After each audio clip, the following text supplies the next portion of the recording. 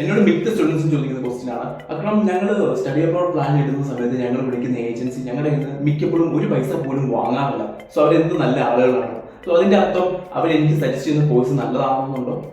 ഒരിക്കലുമില്ല. അൺഫോർച്ചുനേറ്റ്ലി ഇല്ല.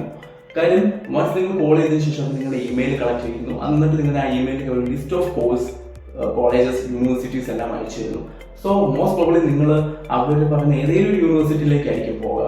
So once നിങ്ങൾ നിങ്ങളുടെ ഫസ്റ്റ് ഇയർ ഫീ അടച്ചിട്ടായിരിക്കും പോവുക. സോ വൺസ് നിങ്ങൾ ഫീ അവിടെ ചെന്നതിന് ശേഷം അതേ ടൈമിൽ ആ ഫീയിൽ നിന്ന് 10-15% ഇടയ്ക്കുള്ള ആ ഒരു എമൗണ്ട് ഇവർക്ക് കമ്മീഷൻ ബേസ്ഡ് കിട്ടുന്നുണ്ട്. സോ അവർ നിങ്ങൾക്ക് സജസ്റ്റ് ചെയ്യുന്ന ബെസ്റ്റ് കോഴ്സും ബെസ്റ്റ് കൺട്രിയും ആണെന്നൊന്നും ഇല്ല.